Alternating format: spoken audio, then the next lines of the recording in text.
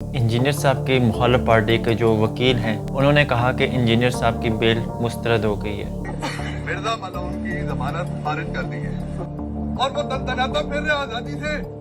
Police protection देती है लेकिन गिरफ्तार नहीं करती और पुलिस उनको अरेस्ट करे, जबकि एक्चुअल में ऐसा नहीं हुआ था, बल्कि उनका केस FIA को ट्रांसफ़र हुआ था।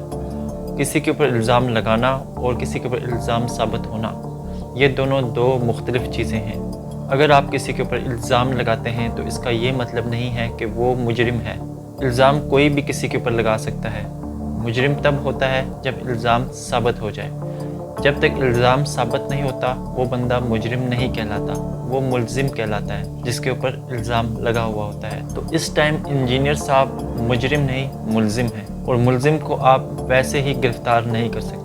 यही वजह है कि पुलिस ने इंजीनियर साहब को उस दिन अरेस्ट नहीं किया, क्योंकि वो मुजरिम नहीं है। कोर्ट ने जब इंजीनियर साहब का केस सुना, उन्होंने उस केस को FIA को ट्रांसफ़र कर दिया। उसकी वजह यह है कि जो इल्ज़ामात उन्होंने इंजीनियर साहब के ऊपर लगाए थे, इंजीनियर साहब ने कोर्ट में उसके जवाबात दे दिए, और साथ में ये भी बताया कि मेरे खिलाफ क्लिप्स साजी करके और झूठी वीडियोस बनाकर झूठा केस बनाया गया। इसी वजह से केस अब FIA के पास है।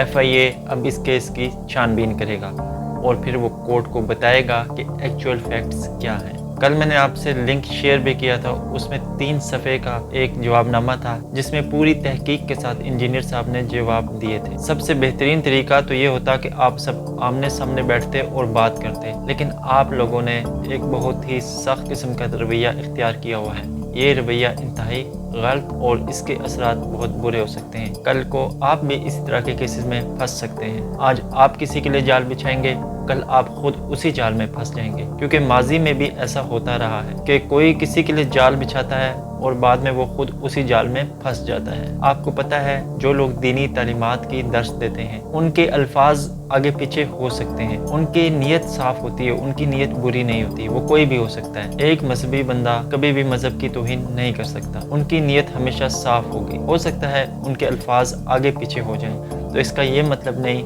कि आप उनके अल्फाज को तोड़ मरोड़ कर उनके खिलाफ केसेस बनाएं। इमरान खान को भी आपने देखा होगा, उनकी ज़बान भी काफ़ी दफ़ा स्लिप हुई, उन्होंने भी बहुत गलत किस्म के अल्फाज अदा किए, मगर उनकी ज़बान के स्लिप होने की वजह से उनको नरमी दी गई।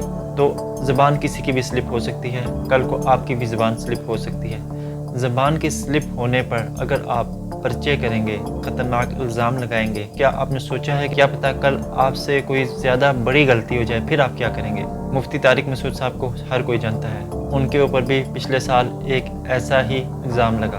अगर आप आज किसी के लिए जाल बिछाएंगे, कल को आप उसी जाल में फंसेंगे। जैसा करोगे वैसा भरोगे, इस बात को हर कोई जानता है और ये बात सच है। Thanks for watching my video.